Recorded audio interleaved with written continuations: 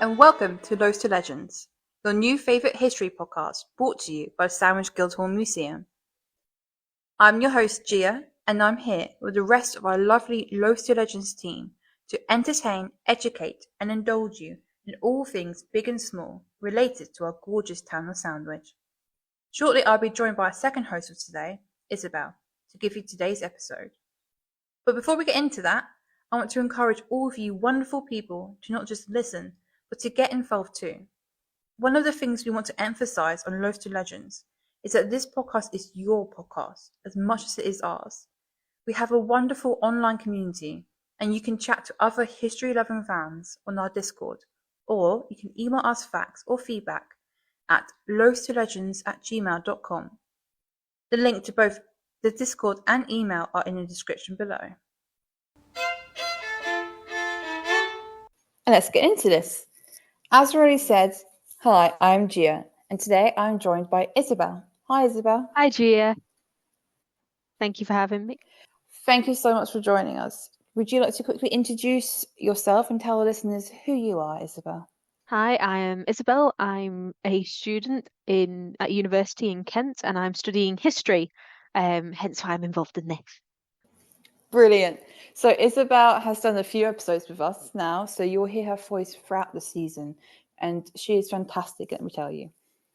So thank you for joining us. Now today, we have a very important episode because for us as a museum, we're going to be discussing a gem from our collection, one that is on display in our very own museum, Sandwich Guildhall Museum. This is the Magna Carta and its sister document, the Charter of the Forest. Isabel and I will tell you the story behind the original Magna Carta. We will tell you the importance of this particular Magna Carta and the Charter of the Forest. And we will also tell you the remarkable story of how we discovered that Sandwich was in possession of these two significant documents.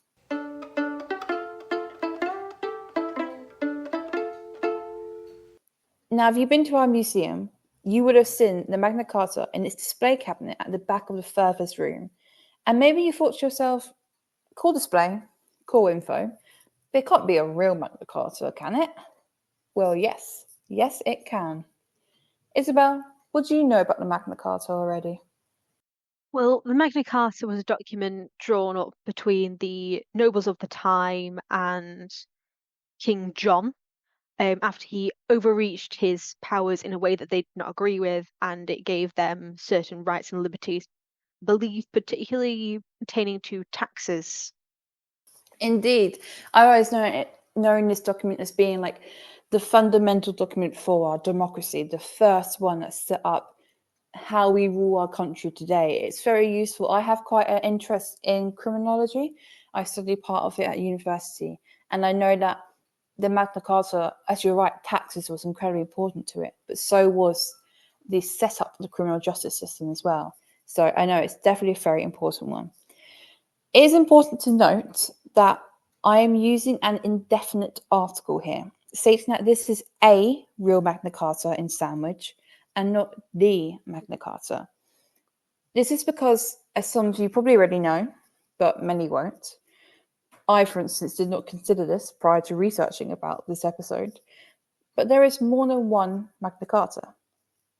The document is a royal charter, which eventually, after many reissues, became part of English law. There is a booklet which we have copies of in our museum, and I believe Kent's History and Library Centre may also hold a copy. They also hold the older items, mostly dating to pre-1700s, from our collection. The booklet I mentioned is titled Town and Port of Sandwich, Classified List of the Records lodged in the Guildhall. It was compiled by Edith S. Scroggs and printed in 1932. Forward of the booklet states, quote, "In the following pages will be found a summary list of the records of Sandwich, and it is hoped that such a list will indicate to those interested about something of the importance of the local archives. Few towns have so remarkable a place in the history of our country as Sandwich, and few can prove a right to their place by so complete a collection of documents." Edith filled this booklet with lists of documents with various headings, such as yearbooks and minute books, and accounts and vouchers. The very first heading is Custumals and Charters. Gia, can you tell us what Magna Carta means? Oh, yeah. Magna Carta is Latin for Great Charter. Exactly. Edith and people surrounding her were most likely aware of the importance of all the documents noted in this booklet. But at the end of the first section under this heading, we find two lines, simple and unassuming. Confirmation by Edward I of Magna Carta 1300 Latin, followed by confirmation by Edward I of the Charter of the Forest 1300 Latin. In 2015, Professor Nicholas Vincent, a specialist in medieval history at the University of East Anglia, was searching catalogues for documents from around the time of the Magna Carta. He found the references to the Sandwich document, possibly from this booklet. He contacted Dr. Mark Bateson to look for the documents. 2015 was 800 years since the first Magna Carta was issued, 800 years since King John sealed the document that would determine the share of power in England for the rest of history. The 1215 Magna Carta is very rare. The 1300 edition, which Sandwich's copy dates from, has several examples that are still in existence today.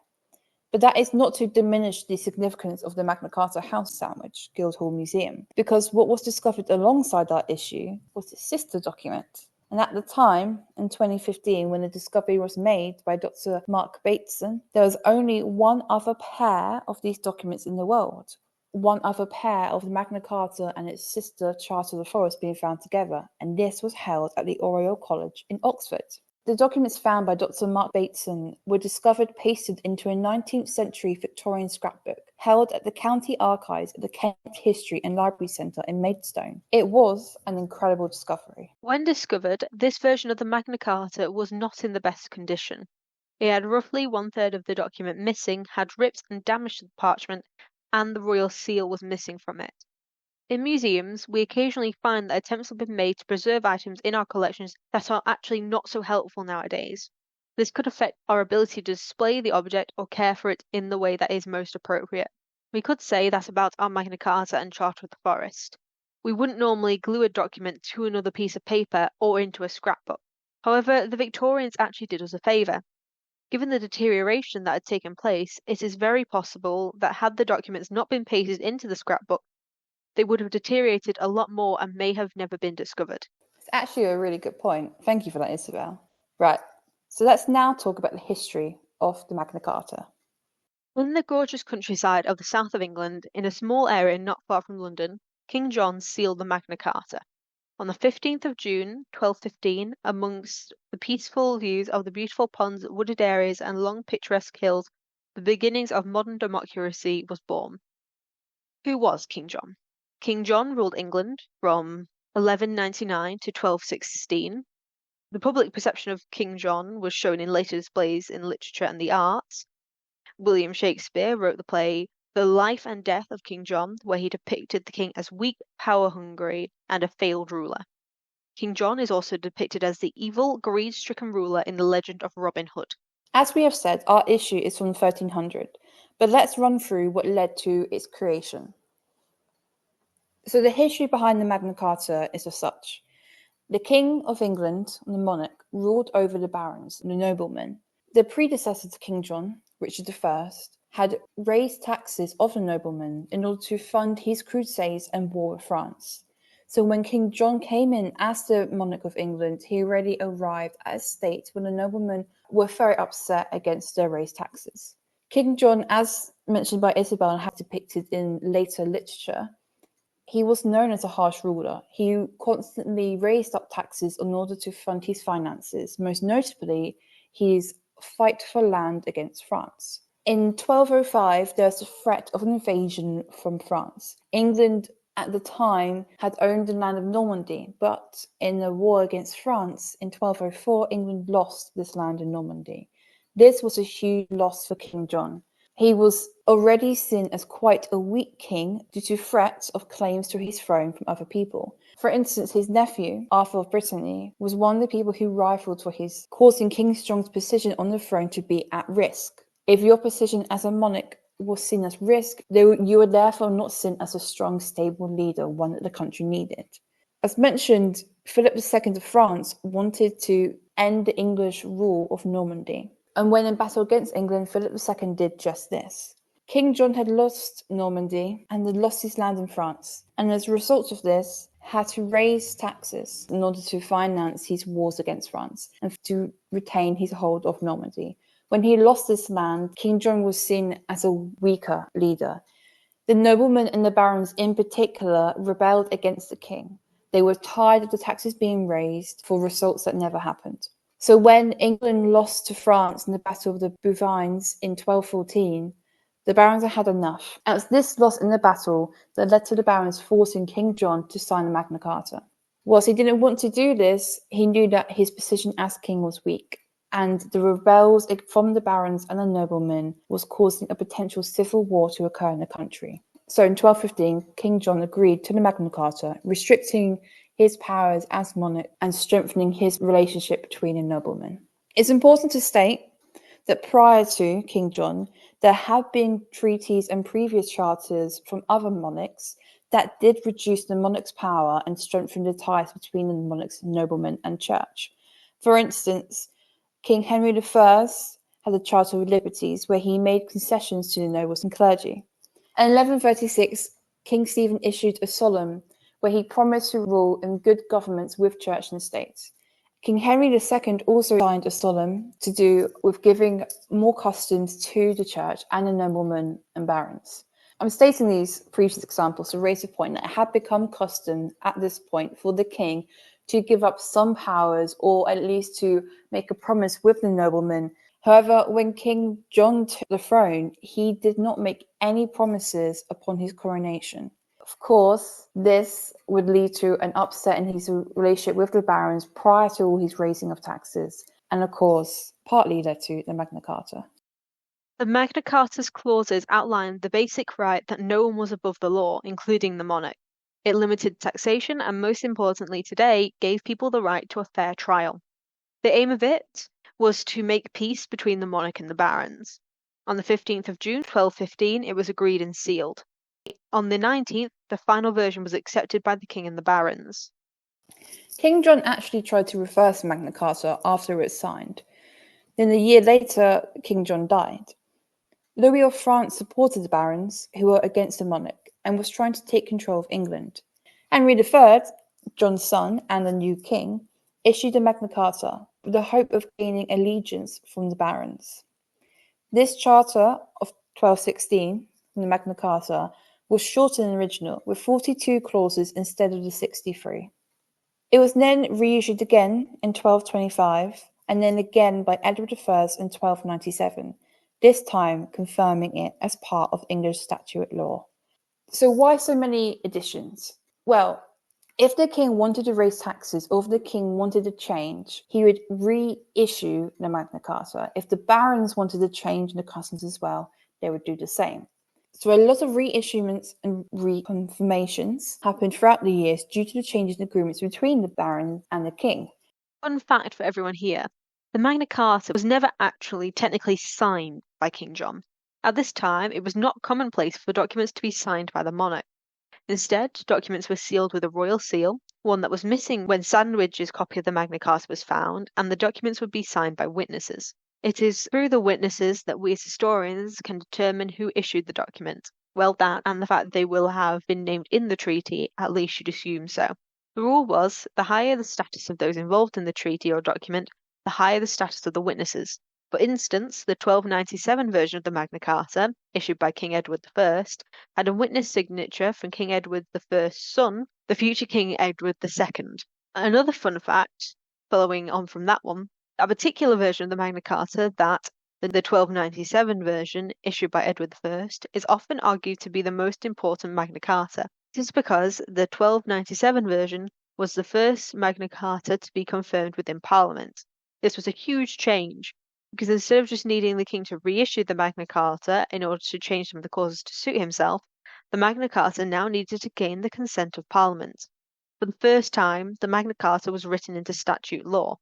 Any changes to the Magna Carta had to follow the same procedure as any changes to the law. The original Magna Carta has 63 clauses, but today only 3 clauses of the 1300 Magna Carta are still in practice. These are the defence of the church, the protection of the City of London, and most importantly, the right to a fair trial by jury. The defence of the church was a clause that granted that the English church had its complete freedom, separate from the state. The clause regarding defence of the church granted the English church freedom from the state in order for it to retain its rights and liberties. The clause stating that the protection of the City of London ensured that the City of London had its own ancient liberty and customs. Today, the City of London is slightly different from the rest of the country if you look at the way it is ruled. Also, it was this clause that added the Mayor of London. Thirdly, the right to a fair trial. Now, this is most important. It states that no free man shall be arrested, imprisoned, or stripped of his possessions without a lawful judgment of his equals. Now, that is important. That's the idea of where the jury comes into play in a courtroom. The jury should be a representation of the public so that the jury is equal in social status and economic levels. What I find most impressive about the Magna Carta, as someone who has an interest in criminology, is our rights as citizens, our protection as free people. Remember, the language used in the Magna Carta was at a time where man was far more superior, shall we say, or at least had more powers than the woman. So where it says his and him, it does refer to all people today, at least. Anyway, this is really important because we are protected as free people by this clause in this really, really old document. And that is what makes, for me at least, the Magna Carta so incredibly important. We should also talk about the Charter of the Forest.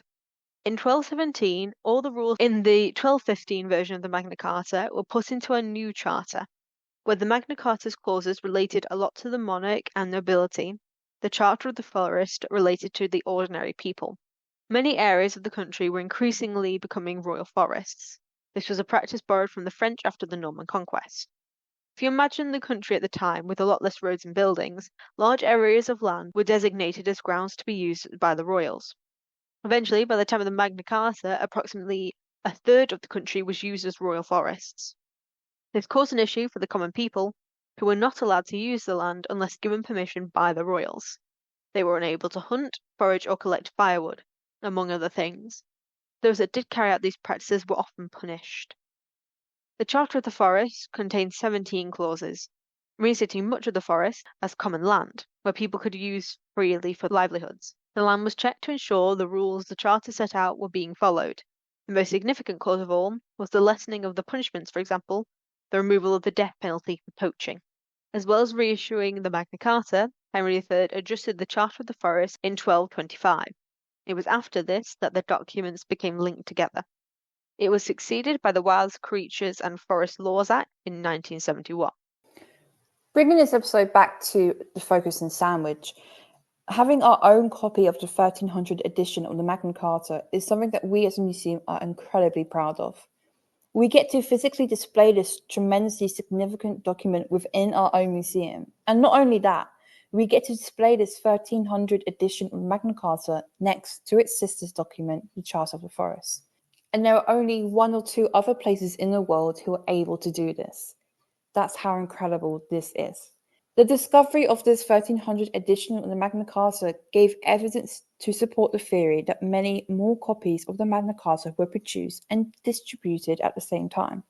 It is a theory played out amongst the field, but a discovery of such document just over 700 years after it was issued provided some physical proof to this theory. By the time of the discovery of this edition in 2015, only 24 copies of the Magna Carta, all different editions from different years, were known about.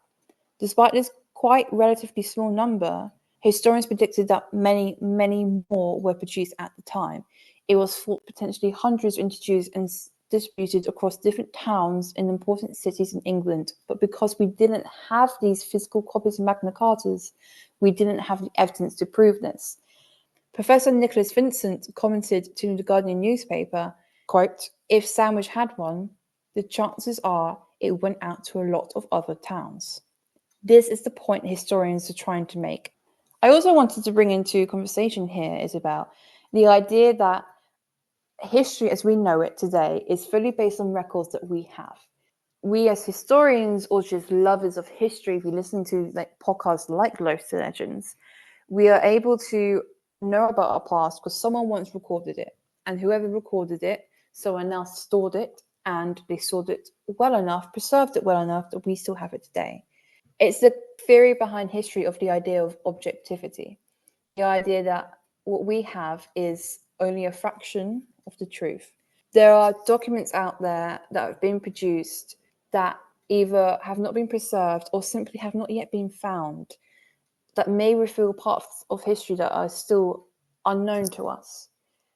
Is the idea of maybe hidden histories, or the idea that people can't record every part. For instance, a lot of people who weren't able to read and write weren't able to record stuff that happened in daily lives, and because of that, that is now considered a lost part of history.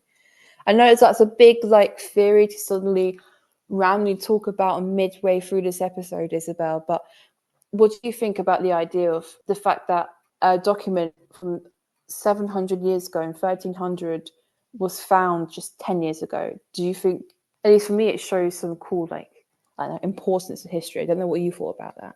It is interesting, and these documents are invaluable in truth, given how few of them that there are that remain, and who knows how many were made originally. Any documentation we could have on that could have very, very easily been mistaken. It's certainly interesting because we have the opportunity to look at these documents as well as to preserve them, and the fact that they managed to survive for so long is incredible on its own, even if it's not perhaps in the best of conditions once we get our hands on it. Mm-hmm.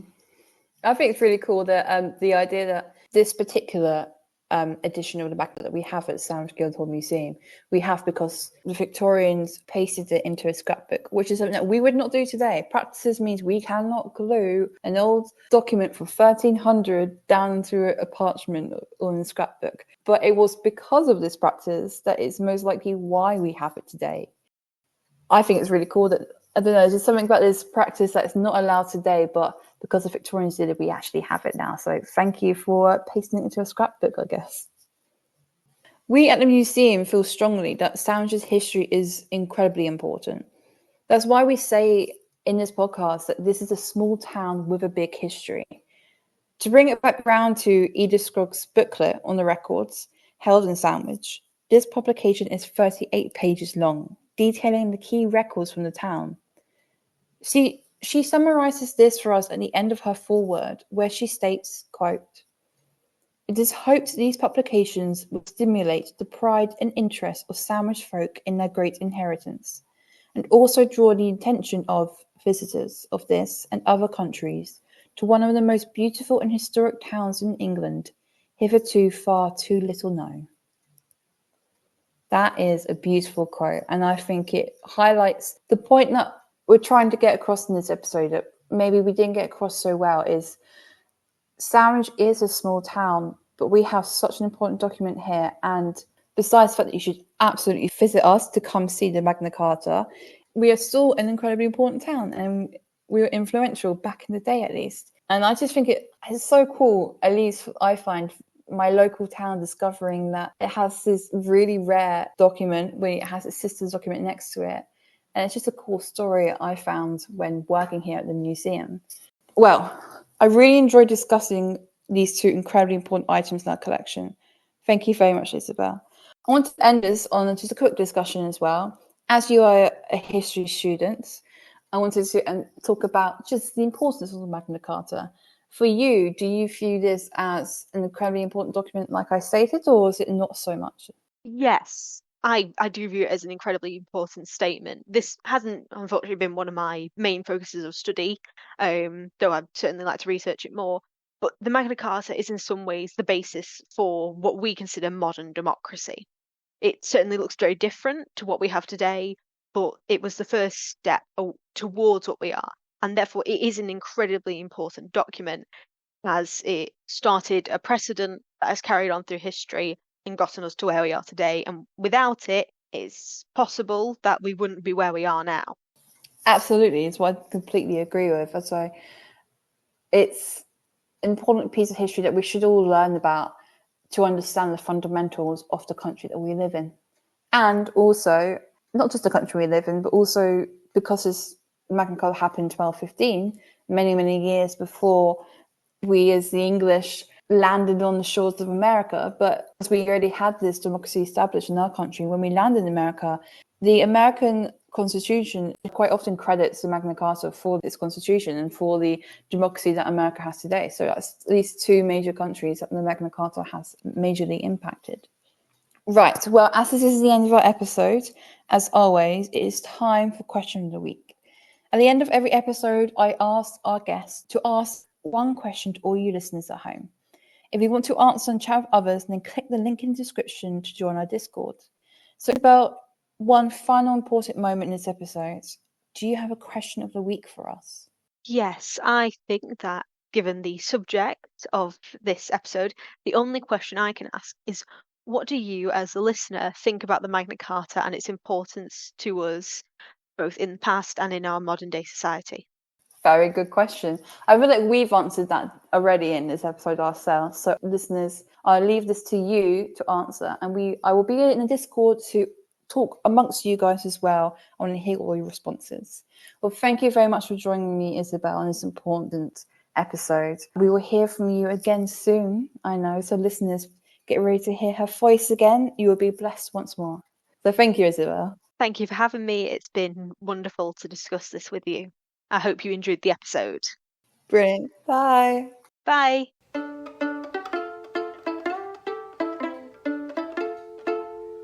We just wanted to give a quick reminder to email us any feedback, comments, or interesting facts that you know or discover in relation to the topics discussed in today's episode. Just email us at loaves2legends@gmail.com or join our Discord server and be a part of our online Loaves to Legends community. The email and Discord link will be in the episode description as well as on our website, sandwichguildhallmuseum.co.uk. With every episode, we'll be asking a question of the week on our Discord server. This week's question is, what do you think about the Magna Carta and its importance to us both in the past and in our modern day society? Join our Discord and have a discussion with us and other listeners and find out what our answers at the Loaves to Legends team are. But for now, goodbye from us, Gia and Isabel. We have been Loaves to Legends, the history-based podcast from Sandwich Guildhall Museum. Thank you for listening and we'll speak again soon. Loaves to Legends is produced by Sandwich Guildhall Museum. Millie and Gia are the executive producers. Today's episode was researched and written by Gia and Millie and edited by Millie. Gia and Isabel were your hosts today. Special thanks to Ian Pittaway for permission to use his translation of the music and to Kat Batchelor for performing it. Finally, thank you to Beth Stone for the episode artwork.